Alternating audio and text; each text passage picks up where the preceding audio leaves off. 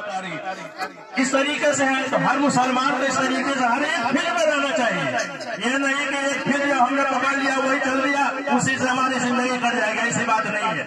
اور مفتی صاحب کے جہاں کی بات ہے تو مفتی صاحب سب لوگوں نے مفتی صاحب کہا. ہم کہتے ہیں، ہم گرو کے ساتھ اور یہ فخر کے ساتھ کہتے ہیں کہ ہمارا بھتیجا جو بڑے بھائی کے لڑکے ہیں انہوں نے جو کارنامہ کیا ہے. سب لوگوں نے کہا مفتی صاحب وہ بھی ٹھیک ہے، مگر ہم اپنے فخر کے ساتھ یہ کہتے ہیں کہ میرا بھتیجا ایسا نکلا.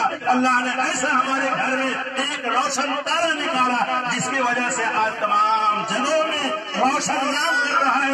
گھر کا بھی، اپنے والدین کا بھی، اپنے بھائی کا بھی، اپنے بھتیجے کا بھی، اور تمام چیزوں کا یہ تعارف کر رہا ہے. اپنے چچیرے بھائی کا بھی، اپنے چچے کا بھی، اپنے چھوٹے ابا کا بھی، اپنے دادا کا بھی، سب کا نام روشن کر رہا ہے. چکا نہیں ہے، اس لیے ہم اس سے زیادہ نہیں بول سکتے.